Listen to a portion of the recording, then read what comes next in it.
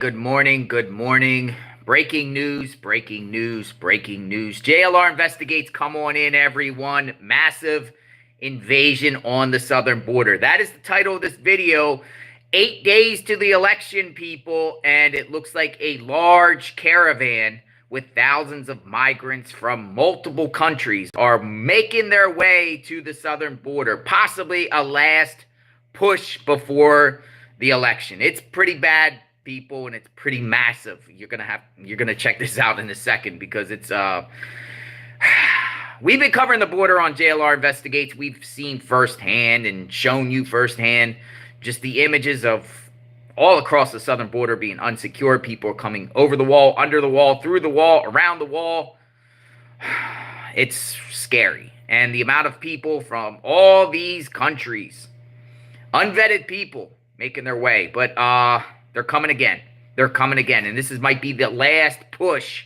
Because things could change next week, after next week. Or, next week this process starts changing. Might not change officially to January. If there's a change of administrations. Now, I know a lot of you out there might support a political candidate. We are not a political channel. I want to make that perfectly clear. Some people in this chat support Trump. Some people in this chat support Kamala.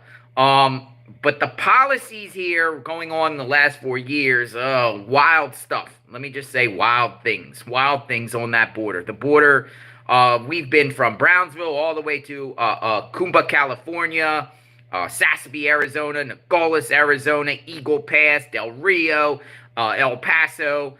We even went to New Mexico, Santa Teresa, New Mexico. We seen it all. And we could, regardless of who you believe in, who you're going to vote for, there is a problem at the border, and the border issue needs to be addressed because this system cannot sustain itself. That's my opinion. That's my position.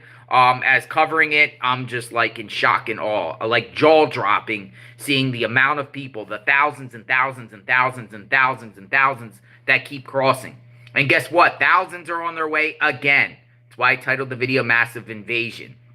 The Republicans claim they have a solution to this issue. The Republicans claim Donald Trump was speaking in Madison Square Garden last night. And, pretty much he said the border issue is more than the economy. We have an inflation issue that, that people think there is.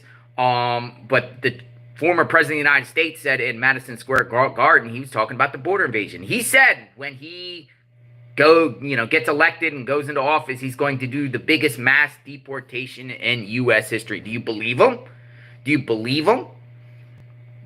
When he says these things, look at this right here. Now, look at this. I want to show you something. I'm going to start out with this first video right here because this is from Real America's Voice, and they're talking about the caravan. And News Nation also is talking about the caravan. There's a caravan coming up through Mexico, on their way. Now, how many people will actually come, and will they push through the border? Possibly. Breaking. Last minute. A caravan has left the south border of Mexico. Around 2,500 migrants from Central America and South America, and also from Haiti and parts of Africa, have decided to leave this morning from the south border of Mexico in direction into the United States of America. The initiative is to make it to the border before the elections of the 5th of November. In the decision that they know that the possibilities of Donald Trump becoming president will limit their entry into the United States of America. This will be the third caravan coming out of the south border under the new administration of the new president of Mexico, Claudia Sheinbaum. An Institute National Immigration official has released a statement in the past weeks saying that under the Andrés Manuel López Obrador administration that lasted 6 years, he released a statement saying that more than 13 million migrants were registered entering the south border of Mexico in direction to the United States of America under the AMLO administration. As today, this will be the third caravan leaving the south border in direction to the United States. Many of the migrants on this caravan have said that they are in the matter of interest of staying and applying for the CBP One app, but if the CBP One app does not work fastly, they will enter the country irregularly of the United States to deliver themselves to the authorities. They have said that they have heard through California, also through Arizona and Texas. As the caravan moves forward and through different municipal cities, they will continue until they come to an agreement with the Institute Nacional of Immigration of Mexico so they can receive their permit so they can walk freely all the way to the north borders. I'm Oscar Blue for Real America's Voice News. Stay safe. And like we always say, God's plan, it is our mission. Caravan. Large caravan of migrants coming in on their way. Now, will they make it? Will they get stopped? You heard about the CBP app, right? The app right there, the app that they can apply for and then actually just walk in by showing, hey, I got approved. This is an app that's been used by the current administration, and that's where a lot of people are just crossing in, showing that they've been approved. But they said if they don't get approved, they're just going to come in anyway. They're going to come in anyway. Do you think the administration right now will actually stop a wave of people coming in? What would the optics be if you actually sat there and had Border Patrol preventing people from coming in? Because we haven't seen that. I haven't seen it. I haven't seen it at all. Haven't seen it at all, folks. Border invasion. This comes as a massive migrant caravan is trying to cross the southern border before Election Day. Now, they're part of a group called God Guides Us. Nearly 4,000 people from around the world started their journey in southern Mexico. And here to break this all down is Sheriff Mark Lamb. He's the Pinal County Sheriff and former Republican U.S. Senate candidate for Arizona. Sheriff Mark Lamb, thank you so much for being here today. I love your hat. I love that you're here. Let's break this down because the CBP is reporting 2.1 million border encounters so far this fiscal year. That they have also said this month marks the third straight month of flat border numbers. So what do you make of all of that? Because immigration and the border is a long-standing issue. How have you seen it evolve through the years? What can you tell us from your perspective? Well, I can tell you over the last 3 years, it's been a complete disaster, now going on 4 years. And whether the numbers have flatlined or not, 2.1 million is not a good number over the year. Whether they want to brag about the numbers being slightly down now since August of 2020, that's ridiculous. These numbers are still way too high. And look, I can't believe that she's even at 40% on the border. Kamala has been a disaster for the border. So has Joe Biden. They don't even compete with what Trump has as a border. I was a sheriff under Trump. I've been a sheriff under this administration. Night and day difference, and they can try to explain these numbers away as much as they can. But 2.1 million for the year is a horrible number. I think a lot of people would agree with you on that. Let's go back to what you just said about a night and day difference. Can you give me an example of what you've seen? Like, what's the biggest standout? Yeah, in my county, we've had a 361% increase in traffic stops involving human smuggling. We've had a 477% increase in pursuits involving human smuggling. We've had a 600% increase in fentanyl seizures. We just seized 20 pounds of cocaine. Border Patrol had backpacks just the other day, not far from us, 137 pounds of methamphetamine. Look, the numbers don't lie. The numbers have been atrocious, whether it's people coming in, whether it's increase in crime, gangsters, military age men coming from China and all over the world, the fentanyl poisonings being the leading cause of death in America. All of these numbers are exponentially higher than what they were 4 years ago. You know, the CBP is citing President Biden's executive order that was implemented last June to restrict asylum at the border as one of the reasons for the dip in border encounters. So with immigration as a top voter issue, as we've seen it, how do you think these numbers will affect the election? So many people are curious about that. Well, first of all, the fact that he did that executive order tells the American people he could have done that 3.5 years ago. Basically, he could have never have undid President Trump's executive orders, but they did it. They undid them all. And then when he finally does an executive order, it does have a small impact, a positive impact. That goes to show the American people they could have fixed this problem a long time ago. They didn't need that awful border bill, and I can tear that to pieces if you want me to. It was terrible. It wasn't a border bill. It was a global assistance bill. It wanted to give more money to NGOs. It wanted to codify in the law 5,000 people a day coming in here. which puts us at millions of people a year, an unacceptable number. It was a horrible border bill that should have died. I think this will be the pivotal piece in this election, and I think it's going to be the undoing of Kamala Harris, and it should be, because she and Joe Biden have failed the American people. President Trump has a proven track record on doing this right and getting the job done for the American people. That's what we owe the American people. In Arizona, we're not falling for Kamala Harris. And I don't think the people across this country are falling for it either. They realize this has been a complete disaster over the last 4 years. Thanks for watching. Go to joinnn. So that's a Republican perspective, right? That's a Republican perspective. That's Sheriff Mark Lamb in Arizona speaking about the border issue. Though you have to listen, because that he's down there firsthand. He's a sheriff in that area, knows about, the encounters that, the sheriffs down there in that area are facing coming in Arizona. Arizona is a definite hotspot. I would say Sassabee, Nogales, even Lukeville. Remember the crazy footage out of Lukeville with the Africans coming in at Lukeville, just tearing down the border wall. When me and Magnolia were in Nogales, we were just seeing gaps in the wall, and they were just, Cartel was driving people to the border wall. They were, maybe around a little bit back behind the wall so they can't see the cars. And then they would come out every 15 minutes in a wave of 20 and just walk right through the border wall where there wasn't a wall. Well, there was a wall, but there was a gap in the wall. And they would just come right through continuously. Border Patrol's not sitting there with their guns stopping it. Border Patrol was rounding them up, taking them inside a van, where they go to the local Border Patrol station in Nogales, and they get their court date, and they get released. And in Arizona, you're talking about Cochise County. We talked about Cochise County. That's a huge got-away issue. The whole southern border of Arizona is a complete mess. So he's a sheriff there. He's just talking about the police encounters, the fentanyl, the drugs, everything just, picked up with numbers. But I have a question, though, because even if Trump was put in office, what can he do to actually stop the, border invasion? Is he going to reinstate remain in Mexico policies?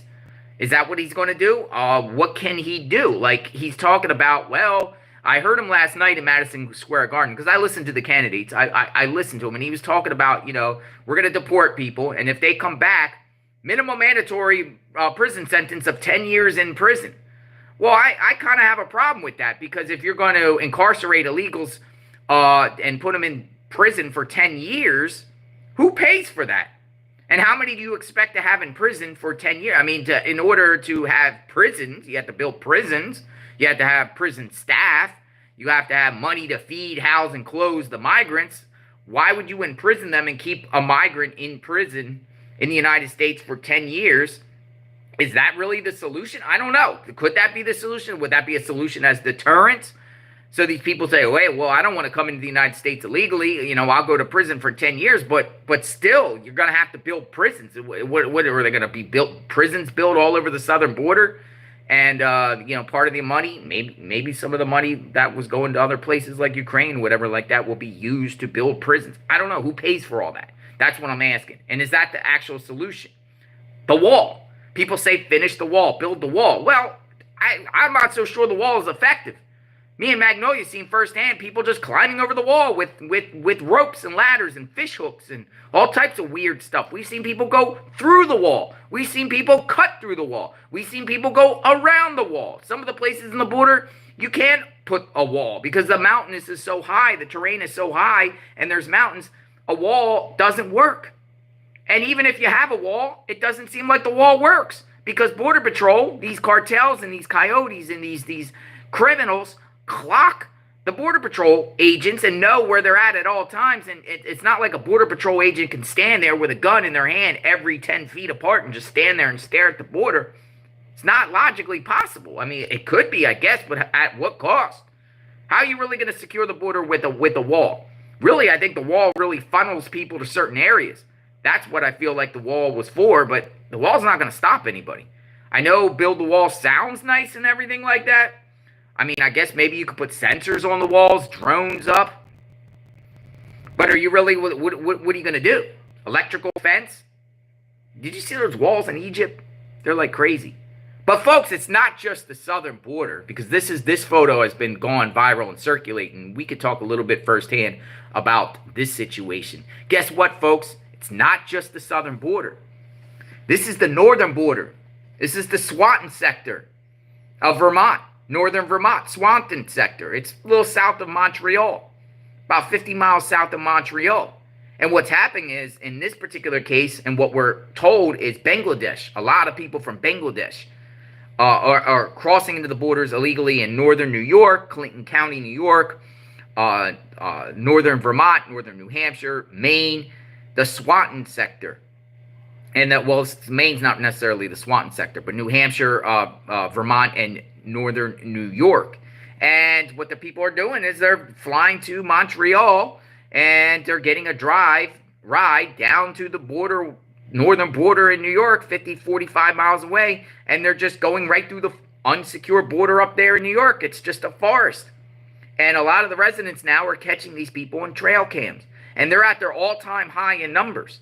Me and Magnolia were talking about, we're like, hey, why would you want to go through all that journey and cartels and all that stuff down there in the southern border when you could just easily go through the northern border?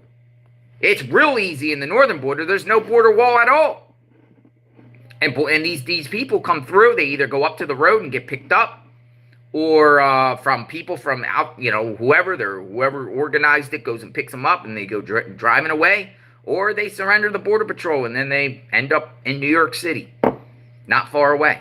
Scary stuff. But the border, I mean, we're not just talking about the southern border. A lot of people don't realize that the northern border is at its all-time high of border crossing. Scary stuff. It's scary stuff that middle-aged men, unvetted, from countries that are hostile countries, a lot of hostile countries out there. It's scary that people are coming across Bangladesh. I'm not so sure about Bangladesh being a hostile country, but we're talking about countries like China. We're talking about countries like Iran, Venezuela. Venezuela is pretty wild, because Venezuela, government has released a lot of the prisoners and everything like that and told them, get out, go to America. We don't want you in this country. So you're basically another country sending their bad apples. The worst of the worst. Insane asylums. When, the former president of the United States, Donald Trump, says these things about insane asylums and prisons and mental institutions, that's where they're coming from. He's actually speaking truth on that. That's where these people are coming from. They're coming from a lot. Not all, but a lot. Coming through, they're the worst of the worst in their countries. And it's almost like those countries are systematically working with NGOs and organizations to say, hey, get rid of the bad apples in our country and we'll send them to America. You can come to America. Go to America, because America, and they know the process, and they're told what to say and what to do, how to seek asylum, how to get that court date, how to stay. It's all planned. It's all organized. It's not just like, people separately and everything like that trying to get into the country because they're oppressed in other countries, everything. Nope. It's mass organized through cartels. Cartels are organizing this situation. I'm not so sure about Montreal and up that way on how the cartels work, because the cartels, I would think, would be in the southern border, but who knows? There could be cartels in the northern border. It's definitely organized for sure, because most of these people here can go get can fly from Mexico. Mexico and Canada have an agreement where people from Mexico can fly to Canada, and then they fly to Montreal and they trek their way down.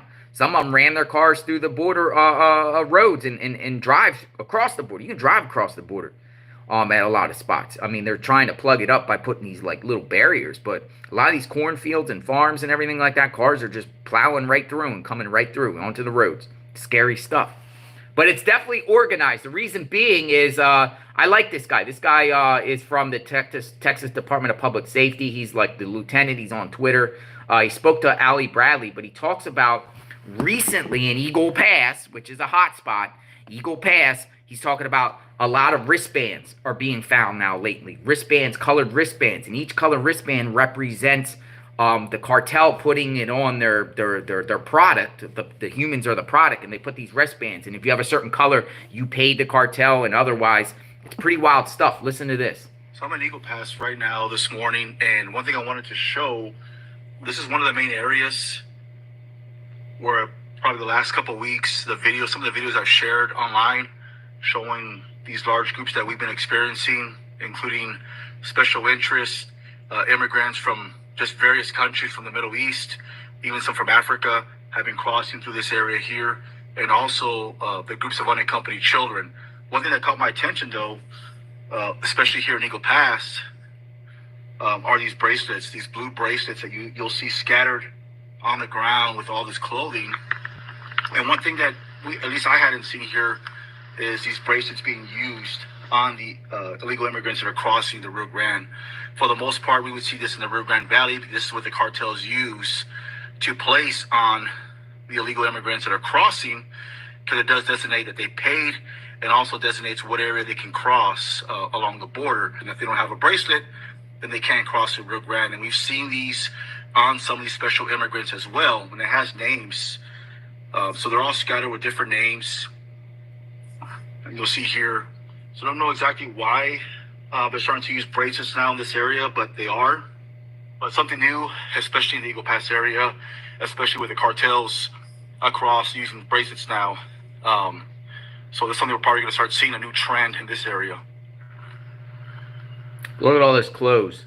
We've seen the same thing when we were up there just north of Eagle Pass, between Eagle Pass and Quemado, along the border wall, which where there's no border wall there, along the Rio Grande, though Texas is starting to build a wall. There's spots there with like fencing, like some of the farmers put their own fencing up, but there's just clothes. It looks like a dirty laundry bomb went off, right, with just so much clothes and cutting holes in the fence, and it's crazy. But now he's acknowledging that they're seeing an uptick in bracelets. I didn't see bracelets when I was there 6 months ago. I didn't see bracelets. So it seems like bracelets is now, because the cartels are actually organizing this. And like he said, bracelets are for who paid, who didn't, or where to enter or where you can't enter, based off the color on your bracelets, the wristbands. He talks to Ali Bradley, who is another great journalist from News Nation who covers the border. I think Ali Bradley, Bill Malusian, I think those two are probably the best journalists that have been covering the border nonstop for the last few years. To get some insight, you know, they know it all, and they got a lot of the sources and everything. Like, they know how the operation works. But Ali Bradley has been talking to that guy there. I think his name is Christian Oliveira, I believe, but he's the lieutenant with the Texas Department of Public Safety. He's on Twitter, so watch his tweets, because he put some crazy stuff, particularly in Maverick County, about the encounters, Eagle Pass. Now, we see special interest migrants showing up here in the Del Rio sector, nearly tripling what they were this time last month. When you see something like that, we've been down here for quite a while. Yep. Usually it's Northern Triangle and Venezuela. Yep. Now, in 2021 and 2022, we saw some special interests in Pakistan, things like that. Yep. Now we're seeing that come back. Does that concern you? Does that worry you? Why? Yeah. Anytime you have anybody coming from, adversarial countries, I mean, obviously we don't know who these people are. We don't know their backgrounds. I mean, the vetting process, you even heard it from Border Patrol agents themselves. I mean, it's just, they don't have the capability to actually do proper checks on these individuals, because those countries are not going to share information with us. So it is a concern when we talk about national security, because again, we don't know where these people are coming from, why they're here, especially when they come from the Middle East. A lot of Iranians, Afghanistan as well. So we don't know exactly, why they're coming to this specific area. We can speculate, because further west, like in Arizona, California, there's heavy cartel fighting right now with the Sinaloa cartel. Could be that. Or they could just be testing the water, see where there is less resistance, where it's easier to cross. And in the last maybe month or so, this has probably been the area here in Eagle Pass where we've seen a lot more special interest than we've ever encountered before. There's kind of this Trojan horse element where they're using the give-ups to kind of get into the country using these fake documents. Yeah, well, that's why it's a concern when we talk about special interest immigrants, especially when they're coming across in this specific area here and they're using fraudulent documents. That's why, they go to that extent for a reason, to hide their identity. So that's what's concerning to us as law enforcement, is actually we don't know who is being released into the country right now when we talk about some of these special interest immigrants. So it's always a concern, and especially when there's fraudulent documents that are being used, there has to be a reason why someone will go to that extent to conceal their identity by using a fraudulent document. So that's always going to raise concern. It should raise concern for anyone. That's why it's so important to have a secure border, to know who's coming into our country, and that's being properly vetted. But unfortunately right now, with the amount of people and the fact that a lot of these countries don't share information with us, makes it very difficult for us. Speaking of fraudulent documents, once they come in, and we've seen people cross in the United States illegally. As soon as their foot steps in the United States, they're shredding up whatever documents they had before, shredding them up. And the theory is they're going to surrender themselves to Border Patrol. They'll be handcuffed. They'll go, detention center, get released. But then they can assume a new identity. They can tell the Border Patrol they're anybody. Because Border Patrol has some agreement with some countries where, they'll know who they possibly are. But a lot of countries is not hooked into the Border Patrol system because they're hostile nations or not cooperating. And these people can claim to be, they could basically come to the United States and be anybody they want to be. They could say this, so they could have the most horrendous record whatsoever from their country. They can come in and just be a total angel and be a new person. It's scary stuff. But I want to show you this viral video that's out there too recently too. An example of this craziness about the fraudulent documents. The fraudulent documents. And this right here is like a police encounter with some individuals that got pulled over. And they're providing the law enforcement. And now the documents are all redacted and everything like that. But providing like the documents to the law enforcement. And, even the law enforcement's like, yo, this is crazy. Where did you get these? DMV. Which DMV? Where? In Houston. You just go with I have a real license for my country. Where's that? It's Houston. It's not here. You left that in Houston? Yeah. Why? I don't need it if I have this. They told me I don't need that if I have this. I can't find information on these. These look like they're not real. If you go in DMV, you give your real one, it's a translation after the real one. They told me I don't need... Did you guys come through the border? And is that how you got these in Houston? No, I got this. You go with your real ID, from your country. Okay. You make translation. They give a translation. This one, and you don't need to have that on hand. You can just keep this, and it's good to drive with it. He said, because I can't drive with mine from my country. No license. I can't find information on this. There's nothing on this. I don't know. I went to DMV.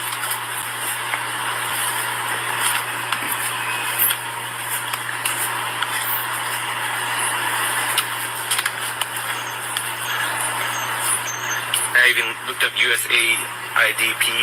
There's nothing. Yeah, like I said, I believe it is. And Florian, his is expired. When did you get yours? A year ago. Do you know when? Oh, I don't remember. Not the same time as Florian, was it? No. I'm not sure really.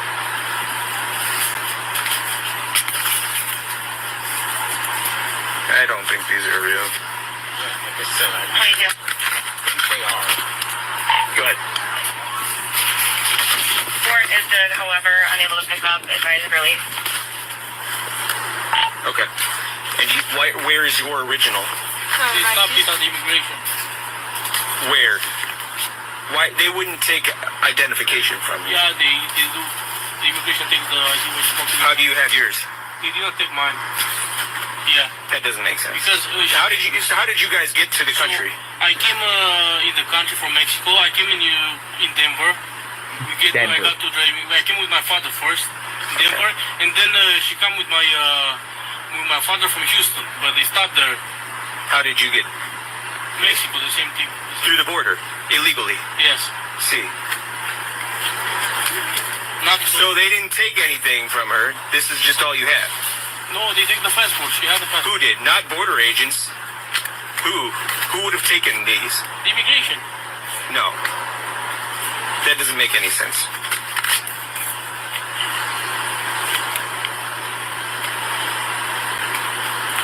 Any firearms in the vehicle? No, sir.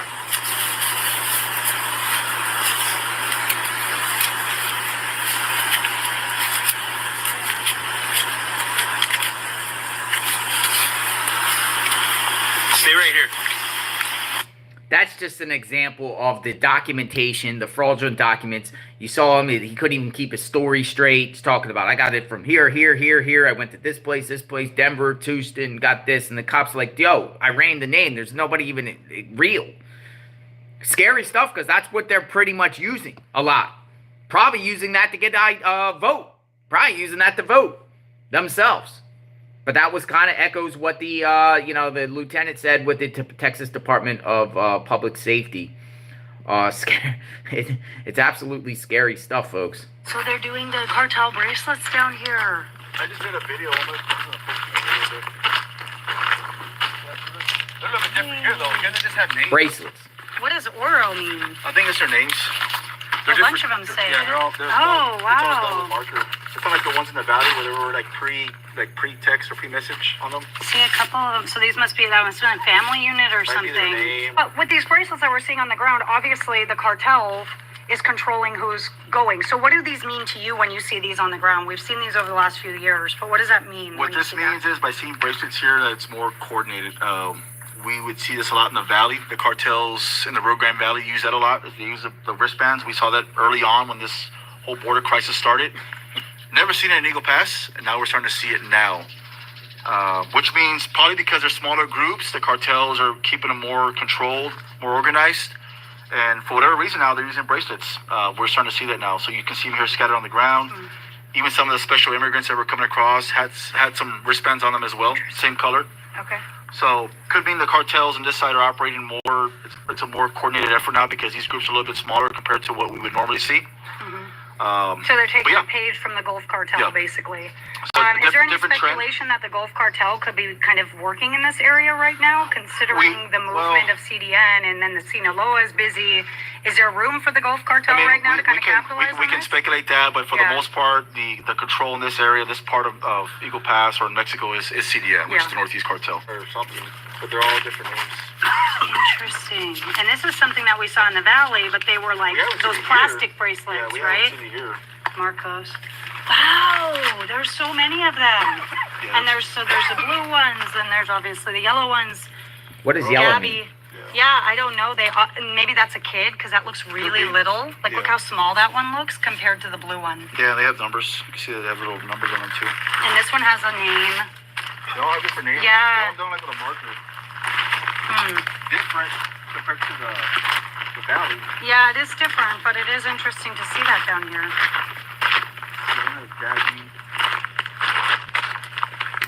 Yeah, they've got different. Here, Allie, this is one of the main areas. Oh, okay. There's a Now water they're right going there. around. They're going further north now. There's like a little. Scary stuff, man. Now, the cartels is now involved with illegal smuggling on top of drugs and prostitution and everything else. Scary stuff. Scary times ahead, folks. For sure. Scary times ahead.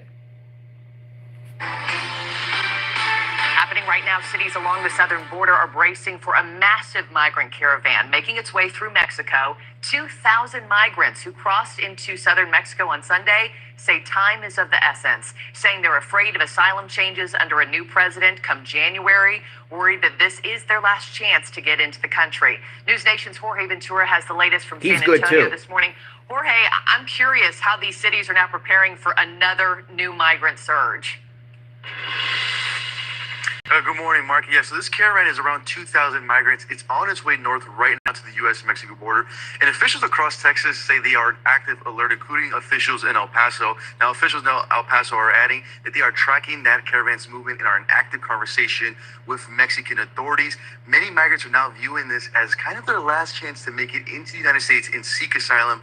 With that upcoming election, migrants are expected that with a Trump administration, with that possibility of winning in November, that the Trump administration could introduce more of those hardline immigration policies and cracking down on asylum, but also ending that CBP-1 Act, which Mexican officials say now migrants are growing very impatient with and say that we could possibly see even more of these smaller groups come here to the U.S. Now, right now, Marky, it's unclear if that migrant group would head to El Paso or another entry point here in Texas like McAllen. But officials say they are expecting that group to start making that way closer once they kind of reach Mexico City. We'll kind of see what direction they head to. But El Paso saying they are in active communication with Mexican officials at the moment, tracking that group headed to the U.S.-Mexico border, Marky. Yeah, and this group calling themselves God Guides Us. Yeah, we'll be interested to see, what they look like, where all they're coming from. What's been the reaction from leaders here at home, Jorge? So News Nation's border team, we did obtain an exclusive statement from GOP Homeland Security Committee on this caravan saying, quote, this is from Chairman Mark Green saying, quote, it's quite simple would-be border crossers know that their best chance to be released into American communities is under the open border policies of President Biden and his border czar, Vice President Kamala Harris. He added that in his view, the crisis won't end until there's a change in policy and immigration laws are fully enforced. President Biden and Vice President Harris continue to defend their record on border security. President Trump saying if he wins, he'll carry out the largest deportation operation in American history using the National Guard and local police. Now, while Vice President Harris stresses the need to keep limits on asylum and close those loopholes, some have earned that pathway to citizenship. And Mark, I've been in contact with my Mexican sources who say they do expect for this caravan to actually be broken up around Mexico City. They expect for Mexican authorities to crack down on that group. So we probably won't see that big caravan all arriving all at once, but we'll probably see those smaller groups start to make it to the way to the U.S. border after that crackdown. Yeah, and splinter off. I'll be talking to the Vice President of the National Border Patrol Council on the show here in just a little bit. Have a lot of questions coming his way, too. Jorge Ventura, thanks so much. And thanks for watching, he's a good everybody. reporter, too. He's down there all the time. Jorge Ventura. Scary stuff. The Republicans claim they have a solution to this problem. Do you believe the Republicans when they say they want to, what Trump says, mass deportation, and is that even the solution? A lot of people in the chat feel yes. I'm not so sure. I'm not so sure because, the border, I think, has a lot of issues. And I'm not so sure deportation is going to be it might be a start. Anything, I guess, is better than what we've been seeing the last 4 years. Because it's been a complete mess in the last 4 years. It's just a complete, it's scary. It's scary. But Republicans now are on Fox News. We're going to listen to a Fox News clip. And a bunch of Republicans, a bunch of people, Attorney Generals Ashley Moody and Kat Kamek and different people are talking about the situation. They're blaming Kamala. Do you guys blame Kamala Harris and the Biden administration for this? Again, this is probably the number one issue right now in the country. I've seen it, been there, might go again. Talking to Magnolia, I'm like, hey, we're either going to go up to Delphi, Indiana, or we might go down to the border around election time to see what's happening, especially in California. We might go to California. I've been looking at Expedia and Priceline. Like, hey, let's go to San Diego and go check it out. But listen to this Fox News report because they talk about a lot. They talk about this particular topic that we're talking about today. Fox News alert, Vice President Kamala Harris in a tough spot at a town hall when she tried to answer questions about the border crisis, which exploded on her watch. I'm Harris Faulkner. You are in the Faulkner Focus. Anderson Cooper, CNN, was pressing Kamala Harris about the border. 3 weeks before the first presidential debate with Joe Biden, you institute executive actions that had a dramatic impact, really shut down people crossing over. Why didn't your administration do that in 2022, 2023? First of all, you're exactly right, Anderson. And as of today, we have cut the flow of immigration by over half. In fact, the numbers I saw most recently, illegal immigration But if it was that easy with that executive action, why not do it in 2022, 2023? Because we were working with Congress and hoping that actually we could have a long-term fix to the problem instead of a short-term fix. You couldn't have done one and both at the same time? I think we did the right thing. You criticized the wall more than 50 times. You called it stupid, useless, and a medieval vanity project. Is a border wall stupid? Well, let's talk about Donald Trump and that border wall. So remember, Donald Trump said Mexico would pay for it? Come on, they didn't. But you agreed to a bill that would earmark $650 million to continue building that. So you don't think it's stupid anymore? I think what he did and how he did it did not make much sense because he actually didn't do much of anything. But you do want to build some wall. I want to strengthen our border. Sounded like she didn't know what was in the bill. A new poll shows, which candidate do they actually trust to handle the border better? More than half of voters in this poll saying former President Donald Trump would be better on immigration. This is all the while a report says that there is a massive group of another one of those caravans. Look at your screen. 150,000 of these people are being held in Mexico until after the election day. So that's a blessing. At least they can hold them for a little bit, but that feels awfully political.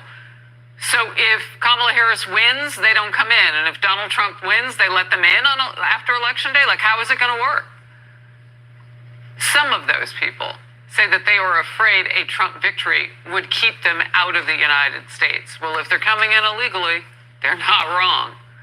Senator Rick Scott called out the Biden administration's inaction to actually strengthen our nation's border. They don't care that terrorists are coming across our border, drugs are coming across our border, criminals are coming across our border, and they don't support the police.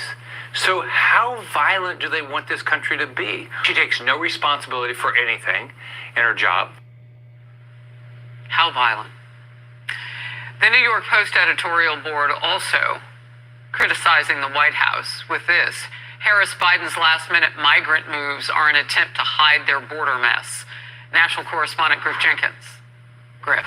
He's down at the border, too. Border officials are concerned that some of those migrants in Mexico could be part of the violent Venezuelan gang Tren de Aragua, or TDA as they are known, and they're taking a foothold across the country.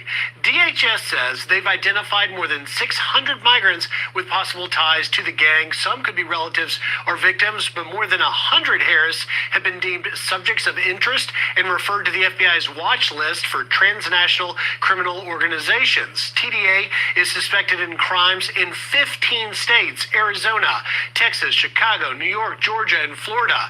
Just on Monday, the man accused of sex trafficking a 15-year-old girl in Palm Beach County is being investigated for TDA ties. The gang has also been linked to the murders of Jocelyn Nungaray and Laken Riley in the shooting of NYPD cops. Florida's Attorney General blames the Biden-Harris administration. They've let them come in. They've barely vetted them. Now we're seeing them pop up all over our nation.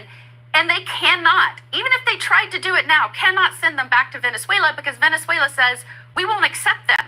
DHS says the gang is still in an infancy stage, but they're targeting them as a threat, saying as part of our work to counter TDA, DHS has an ongoing operation to crack down on gang members through rescreening certain individuals previously encountered, in addition to the rigorous screening and vetting at the border. This all comes, Harris, as a House Judiciary Committee report today released claims the Biden-Harris administration has used the immigration court backlog as an excuse to allow nearly 1 million illegal migrants to stay in the U.S., calling it a quiet amnesty. Now, the report cites briefings to the committee revealing more than 700,000 immigration cases that were dismissed, terminated, or administratively closed, and, quote, allow those aliens to stay in the country indefinitely without facing immigration consequences.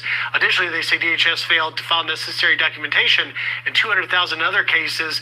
Finally, there's another new report, this one from a conservative organization that alleges that DHS official has been promoting illegal immigration on social media platforms like YouTube and TikTok, although Fox News has not been able to confirm the official's employment. Who's that? So, Griff Jenkins, that's astonishing. The DHS says that TDA is still in an infancy stage, and they're terrorizing. So what happens when they reach adolescence? Well, it's a great question, Harris, because let's put this in perspective. 4 years ago, no one had ever heard of Tren de Aragua or TDA gang members. Now, as we showed you, more than 15 states.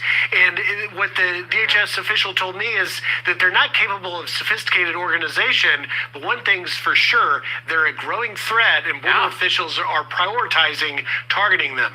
Thank you for your reporting, Griff. Thanks. Getting us started here. Congresswoman Kat Cammack, Republican of Florida, member of the Energy Committee, the subcommittee on the weaponization of the federal government as well. Congresswoman, I don't know if you could hear that, but I just am really curious about how much we are underestimating these people with the numbers growing by the day of them coming in. And this is with the numbers tamped down, right? Because they've been flying people in. Have any of the TDA been on any of those flights? How can we find out? How do we as a public vet the government? Because it sounds like we need to. Right. No, you're 100% right, Harris. And I know that as we dig into this, and part of the reason why we don't know this information is because DHS has been unwilling to come forward and be transparent with Congress. So we know certainly TDA will have members that have been flown into the United States at taxpayers' expense. But here's a disturbing trend. For the 9 times that I have been at the southwest border, I can tell you, talking with agents and with people at the border myself, these individuals are paying the cartels to come here.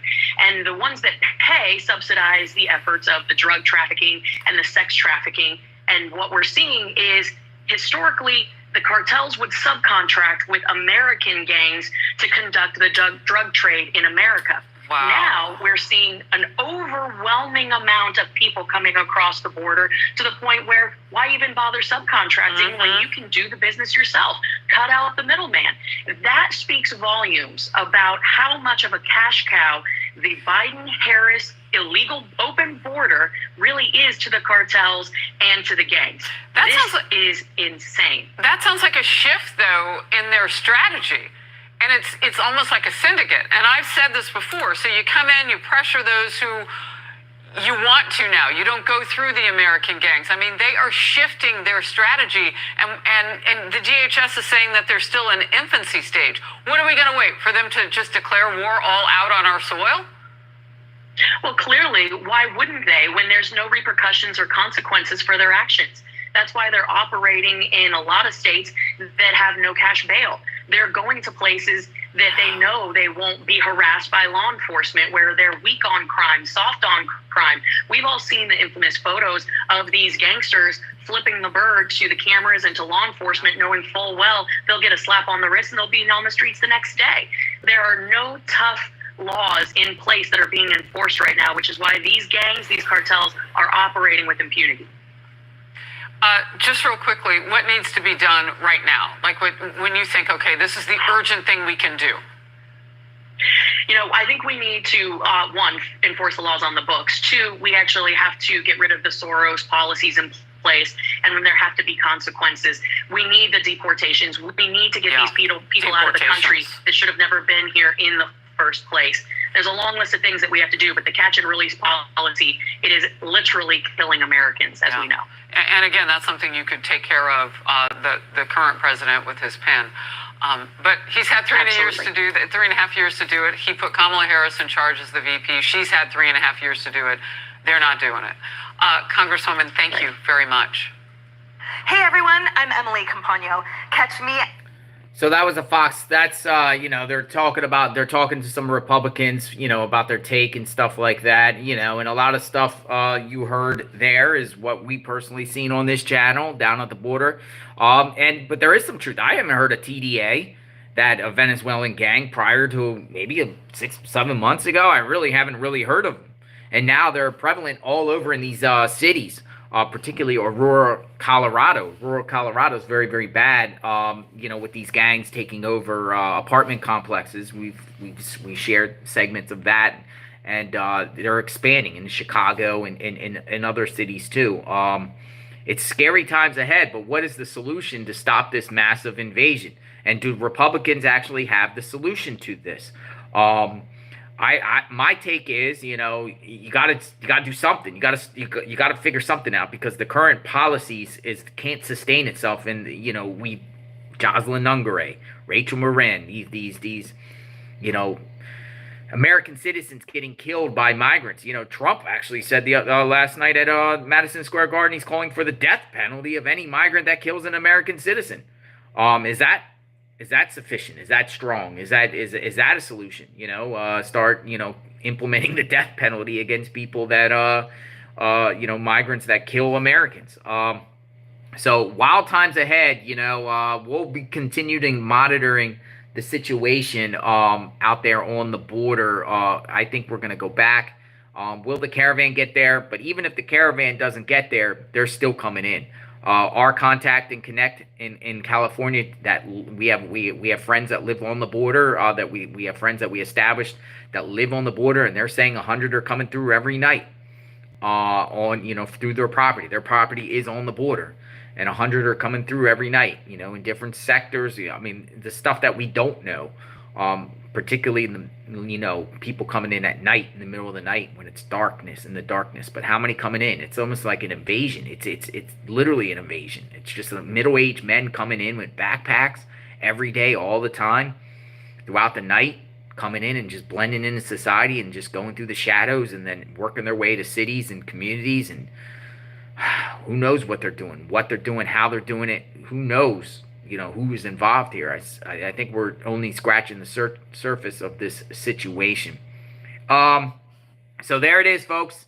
That's this segment this morning. Let me know what you think in the comments. Well, we might go back to border. We're going back to border. It's just I'm thinking about going around the election time or a little bit before. But time is ticking because we got 8 days left. It's the 28th of October. 8 days left to the election. But even though the election, just say Trump gets in, it's still probably going to take a while because these people will probably have at least a couple more months before Trump gets sworn in January. Probably a couple more months would be that last boom, boom, boom, boom, boom. Get through. Let's hurry up. We got to go before they shut the borders down. But can they really shut the borders down? That's the debate. Is just deportation the solution? What are they going to do? How are they going to deport everyone? Are they going to go through the communities with guns? Is the National Guard going to go to city to city to city with a bunch of guns and just start plucking people out of their homes and deporting them? How does that even work? Or do they just wait till people get arrested and then they deport them at that point? I mean, what's going to happen here? Are we going to have troops all around the country, or is there stuff that we're going to see that we've never seen before in our lifetime? Remains to be seen. We are watching for sure. All right, we cover True Crime 24/7, 365. Thanks for watching this particular segment. Thank you, members. Thank you, subs. Keep the comments coming. I'll read your comments and reply to some of you. Everyone has a take and insight. Appreciate that. We like to hear from all sides of this situation. We'll talk soon. JLR Investigates. Have a good day, everyone. Be safe. Happy Monday.